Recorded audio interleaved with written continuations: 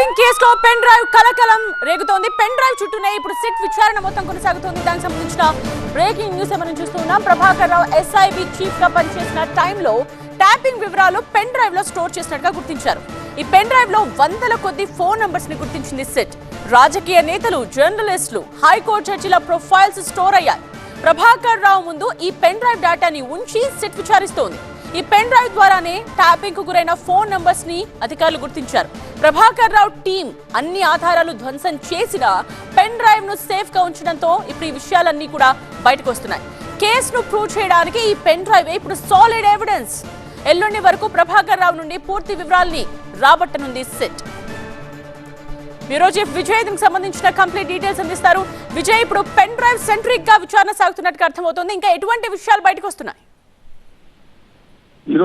ఈ రోజు రేపు మాత్రమే ప్రభాకర్ రావు కేసులో సిట్ విచారణ పెండింగ్ ఉంది. రేపు సాయంత్రం రాత్రి 10 గంటలకల్లా ప్రభాకర్ రావు ఇంటికి పంపించేయాలంటూ సుప్రీంకోర్టు ఇప్పటికీ ఆదేశాలు ఇచ్చిన నేపథ్యంలో మిగిలినటువంటి ఏదైతే డాటా ఉందో ఆ డాటా అంతా కూడా పూర్తి స్థాయిలో ధ్వంసం చేయనప్పుడు కూడా ఒక పెన్ డ్రైవ్ అనేది ప్రభాకర్ రావు ఎక్కడైతే ఆయన కార్యాలయంలో ఉంచుకున్నారో అక్కడ ఆ పెన్ డ్రైవ్ దొరికింది. ఆ పెన్ డ్రైవ్ ప్రస్తుతం ఇప్పుడు యాక్సెస్ చేసి ఆ పెన్ డ్రైవ్ ద్వారా ప్రభాకర్ రావుని ప్రశ్నిస్తున్నారు. ఆ ప్రభాకర్ రావు ఉంచుకున్నటువంటి పెన్ డ్రైవ్ లో దాదాపుగా 6,000 ప్రొఫైల్స్ ఉన్నాయి. దాంట్లో జడ్జెస్ కావచ్చు, హైకోర్టు, సుప్రీంకోర్టు జడ్జెస్ తో పాటుగా చాలా మంది రాజకీయ నాయకులు, ప్రస్తుత ముఖ్యమంత్రికి సంబంధించినటువంటి కుటుంబ సభ్యుల వివరాలతో పాటుగా చాలా మంది జర్నలిస్టులు, ప్రముఖులకు సంబంధించినటువంటి పోలీస్ అధికారులు, కొంతమంది పోలీస్ అధికారులు, ఐపీఎస్ అధికారులకు సంబంధించిన నెంబర్లు, ప్రొఫైల్స్ కూడా ఉన్నాయి. సో ఇంతమంది ప్రొఫైల్స్ పెట్టుకోవడానికి గల కారణం మీద ఆ పెన్ డ్రైవ్ చుట్టూనే ప్రస్తుతం ఫోన్ ట్యాపింగ్ అనేది జరుగుతుంది. ఆ ఫోన్ ట్యాపింగ్ ద్వారా ఏవైతే యాక్సెస్ చేశారో అవన్నీ కూడా పెన్ డ్రైవ్ లో పెట్టుకున్నారు. పెన్ డ్రైవ్ లో ప్రొఫైల్స్ కూడా ఉన్నాయి. కాబట్టి ఈ పెన్ డ్రైవ్ ఇంకా ఎవరి దగ్గర ఉంది, ఎవరి ఆదేశాల మేరకు ఈ పెన్ డ్రైవ్ ని యాక్సెస్ చేయాల్సి వచ్చింది, ఈ పెన్ డ్రైవ్ లో ఎందుకు ఇంత రికార్డ్ చేసుకోవాల్సి వచ్చింది,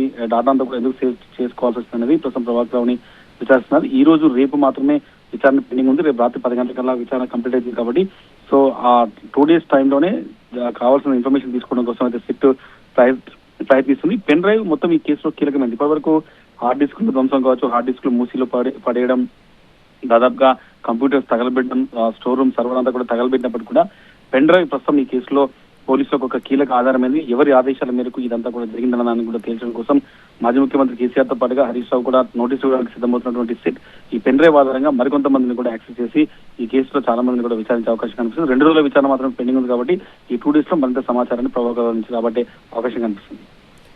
రైట్ విజయ్.